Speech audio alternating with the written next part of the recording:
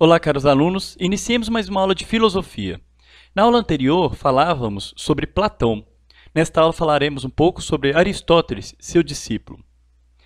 Aristóteles nasceu em 384 anos antes de Cristo e morreu em 322 anos antes de Cristo. Ele nasceu na cidade grega de Estagira. Ele era macedônico.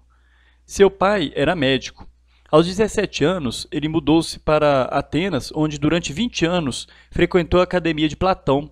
De lá só saiu quando o mestre morreu. Por volta de 342 anos antes de Cristo, ele foi convidado pelo Filipe II, rei da Macedônia, para ser preceptor de seu filho, Alexandre. Então Alexandre o Grande teve como preceptor nada mais nada menos do que o próprio Aristóteles. De volta a Atenas, em 335 a.C., Aristóteles fundou sua escola, chamada Liceu. Devido ao hábito de ensinar enquanto caminhava pelos jardins da escola, os seguidores do grande filósofo eram conhecidos como peripatéticos, ou seja, aqueles que caminham ao redor. Embora ele tenha sido aluno de Platão, construiu uma teoria do conhecimento bastante diferente da dele. Para Aristóteles, por exemplo, seria possível conhecer o mundo por meio da experiência sensorial, aplicando a razão nos dados fornecidos pelos 5 sentidos, descobrindo assim a essência das coisas, ou seja, a verdade sobre os diferentes seres. É importante destacar, por enquanto, que, segundo esse filósofo, o conhecimento é a abstração da natureza dos objetos e dos seres. Isso resultaria num conceito, num pensamento, mas de uma maneira diferente da apresentada na doutrina platônica. Como a gente pode ver por essa figura do quadro de Rafael Sanzio, Platão é apresentado apontando para o alto, e Aristóteles apontando para baixo. Como se estivesse dizendo, olha, Platão estava tentando encontrar a essência de todas as coisas no mundo inteligível, no mundo das ideias. Aristóteles vai tentar reconhecer um mundo só, composto de essências e aparências. Ou seja, você não tem um mundo inteligível, um mundo sensível para Aristóteles, como você teria em Platão, mas um mesmo mundo com essências e aparências. Segundo Aristóteles, a finalidade básica das ciências seria desvendar a constituição essencial dos seres, procurando defini-la em termos reais. Ao abordar a realidade, ele reconhecia a multiplicidade dos seres percebidos pelos sentidos como elementos do real. Assim, tudo o que a gente vê, pega, ouve ou sente, tinha uma realidade para Aristóteles, teria um certo tipo de realidade. Por isso ele rejeitava a teoria de Platão, segundo a qual os dados transmitidos pelos sentidos não passam de distorções, sombras, ilusões da verdadeira realidade, como eu disse, aquela do mundo das ideias. Para Aristóteles, a observação da realidade por nossos sentidos nos leva à constatação da existência real de inúmeros seres individuais, concretos, mutáveis.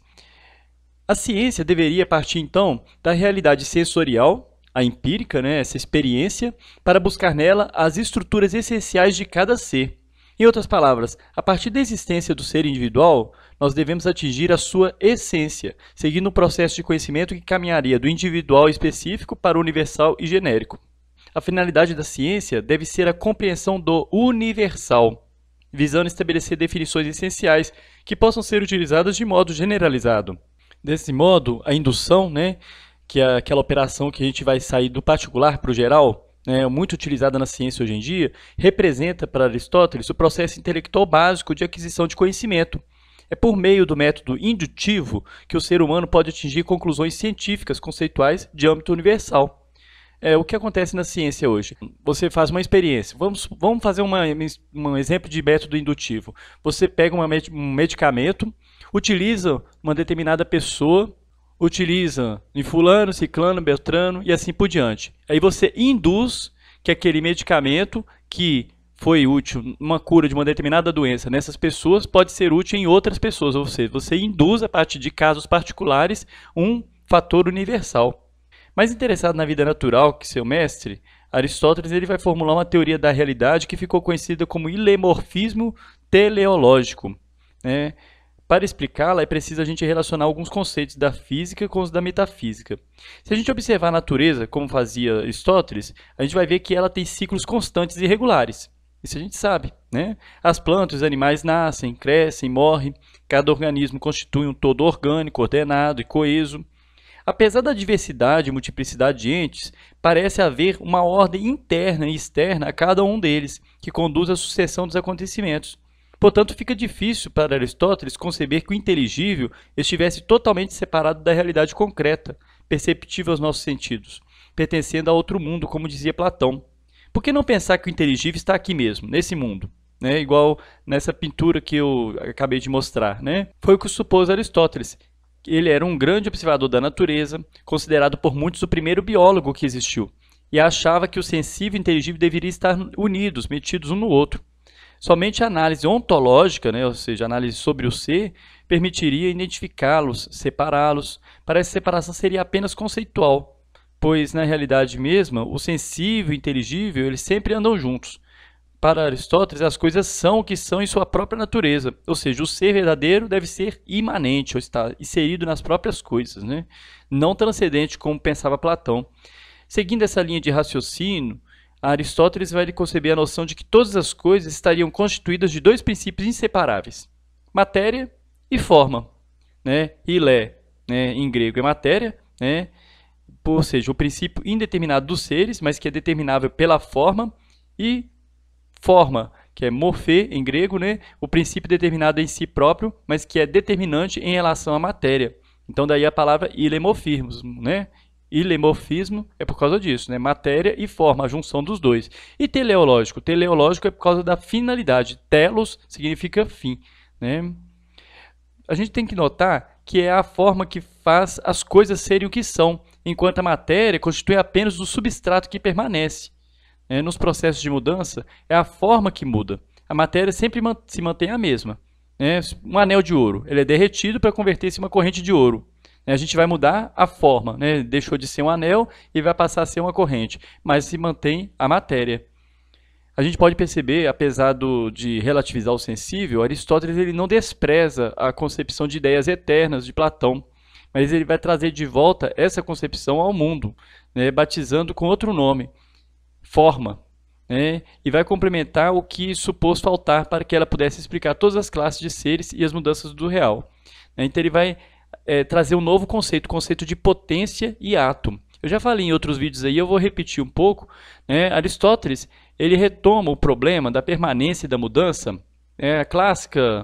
o clássico problema de Heráclito e Parmênides que a gente já mencionou, né? Ou seja, será que as coisas mudam o tempo inteiro? A essência das coisas é a mudança ou é a permanência? E ele vai fazer uma reviravolta. Sem questionar o estatuto da mudança em si, ele vai procurar analisar a realidade que muda, o ser imbricado no não ser, entendendo que o movimento existe e que não se encontra fora das coisas. Desse modo, ele vai observar que uma semente não é uma planta, um livro não é uma planta, mas a semente pode se tornar uma árvore e o livro não pode. Isso quer dizer que em todo ser a gente deve distinguir o ato e a potência. O ato, a manifestação atual do ser, aquilo que ela já é. Por exemplo, a semente é, em ato, uma semente. Em ato, ela é uma semente. Ou seja, ela atualmente, ato você pode pensar atualmente, Atualmente ela é o quê? Uma semente. A potência, as possibilidades do ser, a capacidade de ser, ou seja, potência, aquilo que ela pode ser. Aquilo que ainda não é, mas que pode vir a ser. A semente é em potência, então, o quê? Uma árvore. Relacionando essas dualidades de princípios nos seres, matéria e forma, potência e ato, a gente pode observar um paralelismo entre a matéria e potência, e entre forma e ato. Matéria indeterminada é o ser em potência, a forma é o ser em ato. Por outro lado, em virtude de certas condições climáticas, uma árvore frutífera pode não vir a dar frutos. Isso aí contrariaria a ideia de potência, a potência de dar frutos. Ou então as folhas da árvore podem se apresentar queimadas, ressecadas em consequência de um clima seco. Aristóteles vai classificar esses casos ou qualidades do ser como acidentes, ou seja, aquilo que ocorre no ser, mas que não faz parte de seu ser essencial. Isso significa que, para Aristóteles, a gente deve distinguir em todos os seres existentes o que neles é substancial e aquilo que é acidental. É aquilo que eu falei, a semente pode se tornar uma árvore, pode, se ela tiver uma condição climática adequada e tal, mas se ela estiver guardadinha dentro de uma gaveta, não vai se tornar. Então, isso aí é uma condição acidental. Substancial é o atributo estrutural essencial do ser, aquilo que mais intimamente o ser é e sem o qual ele não é. Assim, todo ser tem sua substância, de modo que devem existir tantas substâncias quantos seres existam. Por aí ele vai colocar um pluralismo ontológico, ou seja, uma inúmera quantidade de seres, né? Acidental é o seguinte: atributo circunstancial e não essencial do ser, aquilo que ocorre no ser, mas que não é necessário para definir a natureza própria desse ser. É o caso que a gente falou da semente. Agora, quando a gente fala de uma semente que se transforma em árvore e em um anel que se converte em corrente, a gente está se referindo a duas classes distintas de seres. No primeiro caso, a gente tem um ser natural, no qual a mudança, o movimento ocorre por um princípio interno, intrínseco, né? Agora, no segundo caso, nós temos um ser artificial. A transformação se dá por princípio externo, um princípio extrínseco, né? Ou seja, fora, né? O primeiro caso, a semente já faz parte da natureza da semente se tornar árvore, né? Em outras palavras, os seres naturais modificam-se, basicamente de acordo com a sua própria natureza, enquanto os seres artificiais dependem, em boa medida, de elementos externos para que isso ocorra. Há, portanto, princípios intrínsecos dentro, né, estão inseridos ali, intimamente ligados àquela coisa, ou extrínsecos, que levam os seres ao movimento, à passagem, à potência, ao ato. É importante a gente falar que movimento que ele fala é isso, é a diferenciação dos seres. Não é movimento de andar daqui para lá, de lá para cá. Movimento no sentido de transformação dos seres. Esse é um movimento de transformação. Esses princípios são o que ele vai definir causas. Então, o que vai fazer com que as coisas mudem? Então, nós vamos ter 4 causas que ele vai colocar: a causa material, a causa formal, a causa eficiente e a causa final. A causa material, ela vai se referir à matéria do que é feita uma coisa. Por exemplo, um mármore utilizado na confecção de uma estátua, né? A causa formal vai se referir à natureza específica, à configuração de uma coisa, tornando-a um ser propriamente dito. Exemplo, uma estátua em forma de homem e não de cavalo, né? Então, essa estátua em forma de homem, ela vai ter uma causa formal, não é isso? Ou seja, a forma, o formato da estátua, né? Então, ou seja, ela não é aquilo que especifica ela. Isso aqui é uma estátua de um homem. Ah, mas não é de cavalo? Não, dá para ver que é uma estátua de um homem. E qual que é a causa eficiente? É o agente, aquele que produz diretamente a coisa, transformando a matéria, tendo em vista uma forma. O escultor que fez estátua de homem, por exemplo, o escultor que vai fazer essa estátua, ele é uma causa eficiente, né? Um marceneiro que fabrica uma mesa, ele é a causa eficiente da mesa. Qual que é a causa material da mesa? Pode ser, por exemplo, se ela for de madeira. Qual que é a causa formal? O próprio formato da mesa, que a diferencia, por exemplo, de uma cadeira, né? Causa final. Causa final refere-se ao objetivo, à intenção, à finalidade, à razão de ser de uma coisa, ou seja, para que aquilo serve? Por exemplo, a estátua de uma pessoa pode ser para exaltar a figura de um soldado grego ou de um rei famoso, etc. Né? Para que serve a mesa? Pode servir para o estudo, né? Para se alimentar e etc. Então, ou seja, a finalidade para que a coisa é. Nos seres naturais, a causa eficiente não ocorre, pois eles podem surgir e ser o que são por natureza. Isso é, fazem-se por si mesmos, não dependendo de uma causa externa. E a causa final? Será que ela também acontece nos seres naturais? Né? Que aí a gente vai colocar. A causa eficiente, não. Né? Agora, no caso da causa final, Aristóteles vai entender que sim. Para ele, as vidas, animal e vegetal, em seus processos biológicos de crescimento e de reprodução, estariam expressando justamente a finalidade contida em sua própria natureza. Nesse sentido, a causa final sobrepõe-se à causa formal nos seres naturais, identificando-se mutuamente. Para Aristóteles, a causa final é a mais importante de todas, pois é ela que articula todas as outras causas. Isso fica claro, por exemplo, no exemplo da estátua do soldado ateniense. Né? Qual que é a causa final? Exaltar o soldado grego. O escultor, causa eficiente, necessita ter um objetivo para trabalhar, pois todo agente obra por um fim. Né? Com esse objetivo em mente, o escultor escolherá a pedra mais adequada, que seria a causa material, e uma figura heróica de um soldado, a causa formal, para entalhar. Aristóteles ele vai refletir sobre a questão da origem do mundo, né? Assim como os pré-socráticos. Para ele, o mundo é eterno, isto é, nunca teve um princípio e nunca terá um fim, tendo em vista que as próprias noções de princípio e de fim contrariam a concepção de movimento. Vejamos, por exemplo, o que ele pensava. Se o movimento é a passagem da potência ao ato, ou seja, a semente que vira árvore, né? A criança que se torna adulto, né? Ou o aluno que se torna um engenheiro, em que varia a forma, mas também mantém a matéria, como vimos anteriormente, isso implica que há sempre um algo antes, do qual se parte, e um algo depois ao qual se chega, como o anel que se converteu em correntinha, semente em árvore.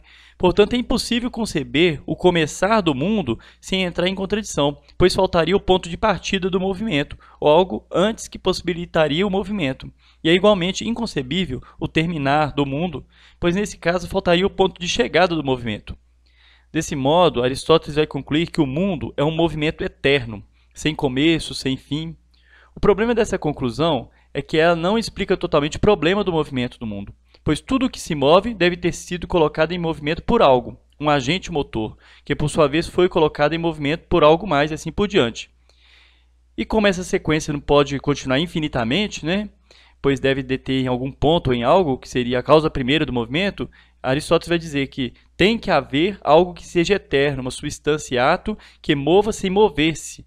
Né? E aí ele vai formular a doutrina do primeiro motor, ou motor imóvel, a causa primeira de todo movimento. O primeiro motor ele só poderia ser imóvel porque, do contrário, precisaria de outro motor que causasse o seu movimento. Portanto, para ser o primeiro, deve ser necessariamente imóvel, apesar de causador de todo movimento existente no mundo.